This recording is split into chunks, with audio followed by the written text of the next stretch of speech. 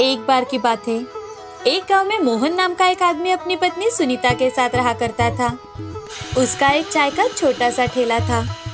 मोहन स्वभाव से बहुत ही मददगार और दयालु था। मोहन जो कुछ भी कमाता उसी से अपने परिवार का गुजारा करता था। वो हर सुबह गांव के चौराहे के पास जाकर अपना ठेला लगाता।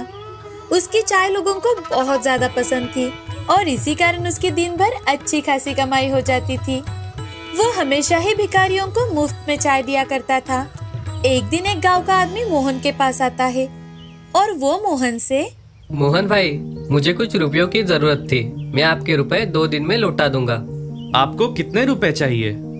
जी मुझे 500 रुपए चाहिए। ये लीजिए काका।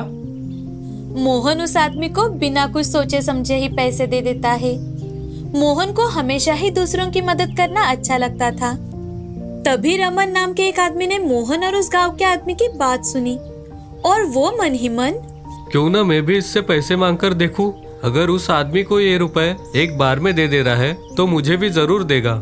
रमन झट से मोहन के पास आया और वो मोहन से, मोहन भाई, मुझे कुछ रुपयों की जरूरत थी, क्या आप मेरी मदद करोगे? लेकिन भाई, आप कौन हो? मैं तो आपको जानता तक नहीं हूँ। मैं आपकी मदद कैसे कर सकता हूँ? भाई कृपा करके मेरी मदद कीजिए। मुझे 1000 रुपए की सख्त जरूरत है। मेरा बच्चा बीमार है, उसे अस्पताल ले जाना बहुत ज्यादा जरूरी है। मैं यही पास के गांव में रहता हूँ मोहन भाई। ठीक है, ये लो भाई 1000 रुपए। 3 दिन बाद वो आदमी मोहन को 1000 रुपए के बदले 1200 रुपए ला कर देता है। तभी मोहन उस आदमी से, अरे भाई, मैंने तो आपको सिर्फ 1000 रुपए ही दिए थे। ये मुझे आप 1200 रुपए क्यों दे रहे हो? क्योंकि आपने मेरी जरूरत के समय मेरी मदद की है, जब कोई भी मेरी मदद नहीं कर रहा था। आपकी मदद के कारण मैं अपने बच्चे को अस्पताल लेकर गया। ये 200 रुपए उसकी बख्शिश समझकर रख लीजिए। मोहन ने उस आदमी से वो पैसे ले लिए और उसकी मिठाई खरीदी और अपनी पत्नी को लेकर गया। उसने घर जाकर अपनी पत्नी को ये सारी बात बताई। इस बात से उसकी पत्नी भी बहुत ज्यादा खुश हुई। धीरे धीरे कर ये बात सारे गांव में फैल जाती है कि मोहन हमेशा ही जरूरतमंद लोगों की मदद करता है। अब लोग मोहन से मदद लेने लगे, लेकिन साथ ही पैसे के रूप में वो बख्शिश भी देने लगे। अब उसके चाय की टेस्ट और उसके बातों के मिठास के कारण धीरे धीरे मोहन के चाय का धंधा जोरों से चलने लगा। ऐसे करते करते मोहन अब बड़ा आदमी बन गया। उसने खुद की एक चाय की दुकान खरीद ली और साथ ही लोगों को ब्याज पर पैसे भी देने लगा। मोहन एक बड़ा आदमी बन गया, लेकिन उसने अपने चाय बेचने का काम कभी नहीं छोड़ा और जरूरतमंदों की हमेशा मदद करता रहा। लाजपत नगर में विजय नाम का एक लड़का अपने पिता किशन और माँ मालती के साथ रहा करता था। किशन रिक्शा चालक था और मालती शिक्षक हुआ करती थी। विजय के पैदा होने के बाद उसने काम छोड़ दिया था ताकि वो पूरा समय विजय पर ध्यान दे सके।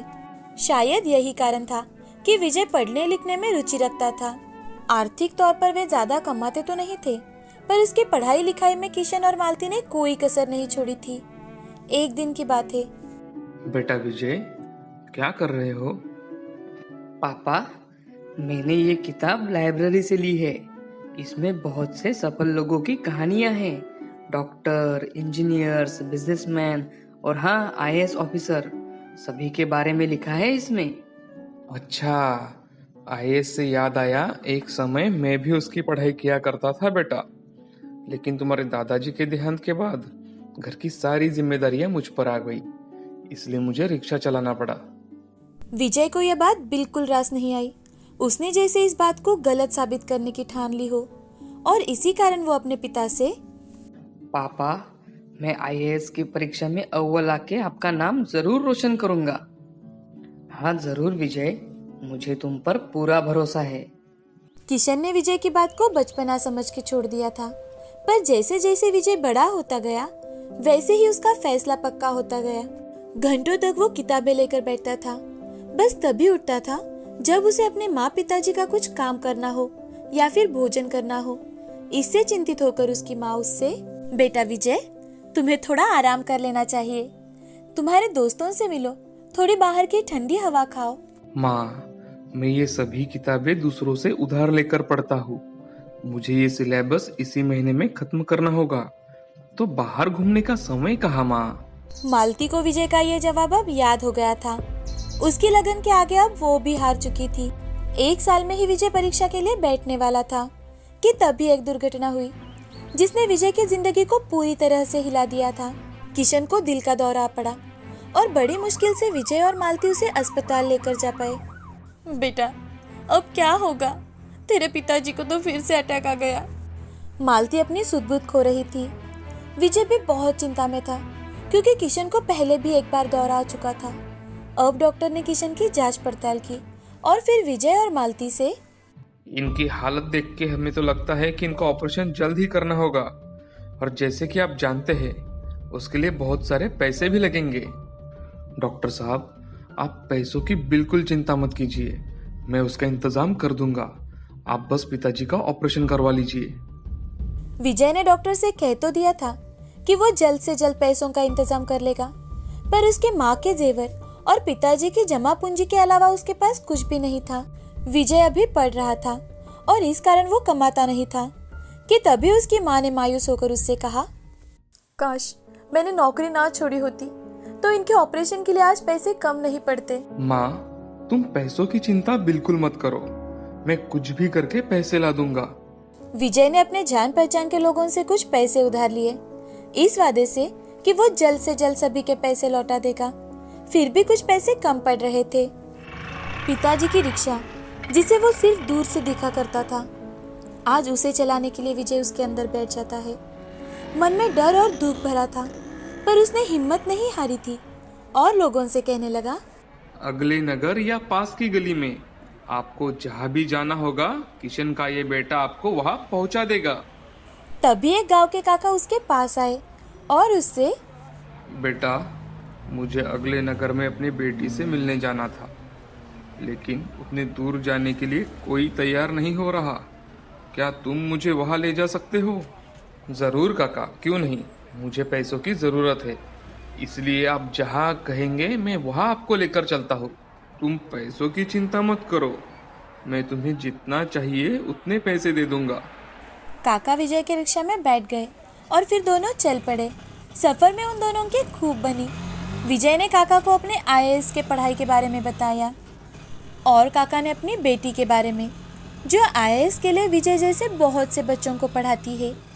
नगर आने पर काका रिक्शा से नीचे उतर जाते हैं और विजय को भाड़ा देते हैं। अरे अरे काका, ये क्या, आपने तो 100 रुपए ज़्यादा दे दिए मुझे। मैं अपने पिता की रिक्शा में हमेशा मेहनत के पैसे ही लेना पसंद करता हूँ।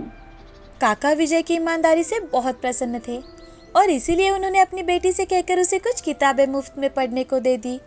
बेटा, मैं तुम्हारे संघर्षों का भागीदार तो नहीं बन सकता, हाँ, पर तुम्हारे लक्ष्य को हासिल करने में तुम्हारी मदद जरूर कर सकता हूँ। काका, आपका बहुत बहुत शुक्रिया। पता नहीं चल रहा कि मैं आपका शुक्रिया अदा कैसे करूँ।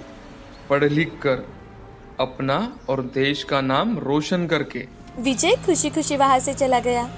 विजय ने अब रिक्शा चला के पैसे जुटाना शुरू कर दिया और इसीलिए वो दिन भर ऑटो चलाता और रात को पढ़ाई करता था। अब विजय रात को सिर्फ 4 घंटे ही सोता था। बहुत ही कम समय में उसने अपने पिता के ऑपरेशन के लिए जरूरत जितना पैसा इकट्ठा कर लिया और जल्द ही किशन का ऑपरेशन सफल रहा, परंतु उसे अभी रिक्शा चलाने की मनाही थी। इसीलिए विजय ही अपने पिता की रिक्शा को चलाया करता था। बेटे, मुझे माफ कर देना, तुम्हारे एग्जाम के समय ही मैं बाधा बन के बैठा हूँ तुम्हारे लिए।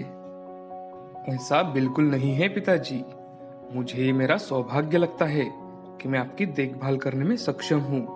आप मेरी परीक्षा की बिल्कुल चिंता मत कीजिए, मैं अपना 100% देने वाला हूँ।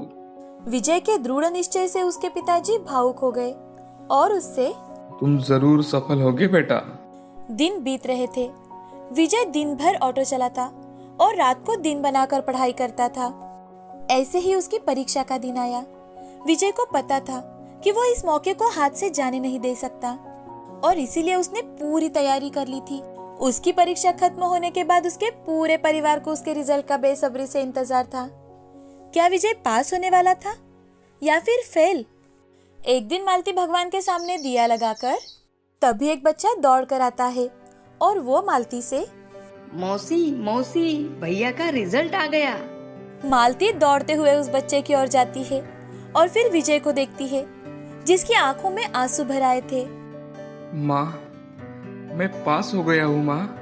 मालती विजय को गले लगा लेती है और फिर विजय अपने पिताजी का आशीर्वाद लेता है। पिताजी, आपके और माँ की मेहनत के बिना ये मुमकिन नहीं था पिताजी।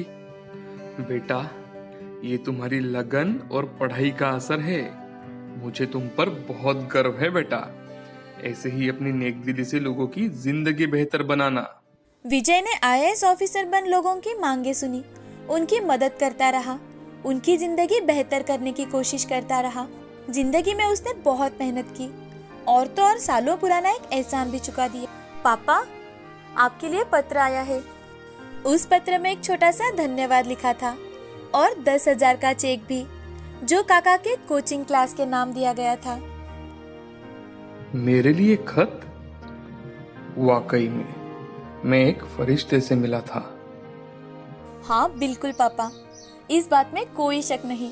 इस कहानी से हमें यह सीख मिलती है कि हमारी लगन और मेहनत ही हमारी सफलता का सबसे बड़ा सबूत होती है। और तो और ये सीख भी मिलती है कि हमारे अच्छे काम हमें कभी निराश नहीं करते।